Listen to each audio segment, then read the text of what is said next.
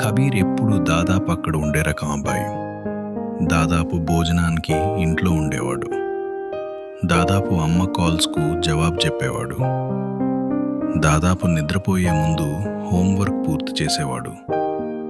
చాలా రాత్రులు స్కూల్లో ఆలస్యంగా ఉండేవాడు. చదవటానికి కాదు, ఇంటికి వెళ్లకుండా ఉండేవాడు. కుటుంబం వేచి ఉండటం మానేసింది. చెల్లి అతనికి భోజనం పక్కన పెట్టడం మానేసింది. వచ్చే వారం సరిచేస్తానని చెప్పుకున్నాడు. 8 నెలలుగా వచ్చే వారం అంటున్నాడు. ఆ రాత్రి 10 గంటలకు స్కూల్ వదిలాడు. లిఫ్ట్లో 14 నొక్కి గోడ కానుకుని కళ్ళు మూసుకున్నాడు. అంతస్తు నంబర్లు పైకి వెళ్ళడం చూడలేదు. ఎప్పుడూ చూడ్డు. ఈ లిఫ్ట్లో 10,000 సార్లు వెళ్ళాడు. తలుపులు తెరుచుకున్నాయి. తల ఎత్తకుండాయి తకు వెళ్ళాడు. అపార్ట్మెంట్ తలుపు తాకడానికి చేయి చాచినప్పుడు తప్పు గోడ తాకాడు. అప్పుడే లిఫ్ట్ పైన డిస్ప్లే చూశాడు. 13 చూపించింది. తిరగడానికి ముందే తలుపులు అతని వెనక మూసుకున్నాయి. లిఫ్ట్ కాల్ బటన్ నొక్కాడు. ఏమీ లేదు. మళ్ళీ నొక్కాడు. ఏమీ లేదు. చాలా నిశ్శబ్దంగా నిలబడి కారిడార్ చూశాడు. అదే కార్పెట్, అదే గోడలు, అదే అపార్ట్మెంట్ నంబర్లు, అన్నీ అవే. తనకు తానే చెప్పుకున్నాడు.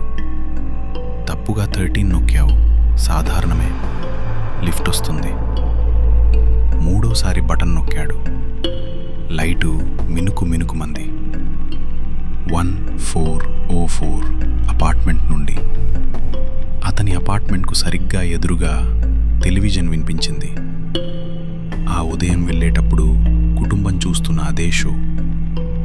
అది యాదృచ్ఛికమే అని చెప్పుకున్నాడు.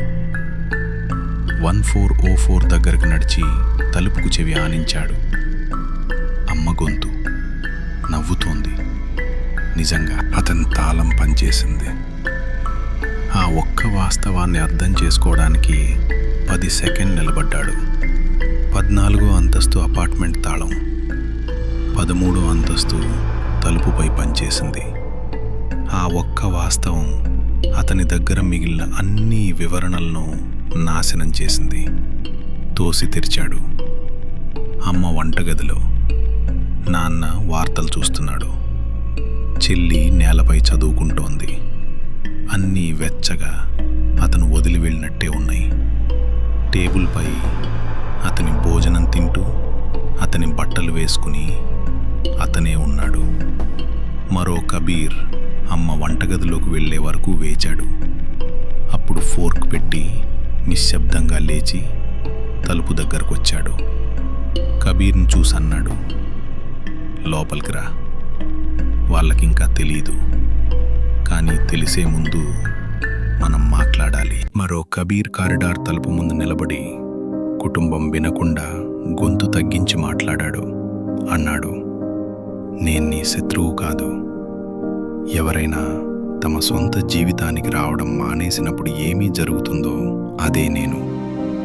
భోజనాలు మిస్ చేశావు, కాల్స్ మిస్ చేశావు, చెల్లి కార్యక్రమాలు మిస్ చేశావు, అన్నీ మిస్ చేసి వచ్చే వారం అని చెప్పావు. అందుకే ఇల్లు మిస్ చేయని వ్యక్తిని వెతికింది. ఆగాడు. నేను నీ జీవితం తీసుకోవడం లేదు, నువ్వే దాన్ని తెరిచి వదిలేవు. అది నిజం కాదని అరవాలని అనిపించింది. కానీ ఫోన్ చూడకుండా చెల్లి హోంవర్క్ చేయడం చూసింది చివరిసారి ఎప్పుడో గుర్తు రాలేదు. ఆ టేబుల్పై కూర్చుని వెళ్ళిపోవాలని అనిపించకుండా ఉన్నది ఎప్పుడో తెలియలేదు. లిఫ్ట్ కాల్ బటన్ తనంతట తాను వెలిగింది. తలుపులు తెరుచుకున్నాయి. కబీర్ ఎక్కి 14 నొక్కాడు. వెనక్కి చూడలేదు. తలుపులు మూసుకున్నాయి. ఒక అంతస్తు పైకి వెళ్ళాడు. అపార్ట్మెంట్కు నడిచాడు. తాళం వేశాడు. లోపలికి వెళ్ళాడు. అమ్మ తల ఎత్తింది. ఆలస్యమైంది. భోజనం చల్లారిపోయింది. కూర్చున్నాడు. ఫోన్ జేబులో పెట్టాడు. చెల్లి హోంవర్క్ చేయడం చూశాడు. వెచ్చగా ఉన్నాడు. ఇక్కడే ఉన్నాడు. ఇంట్లో ఉన్నాడు.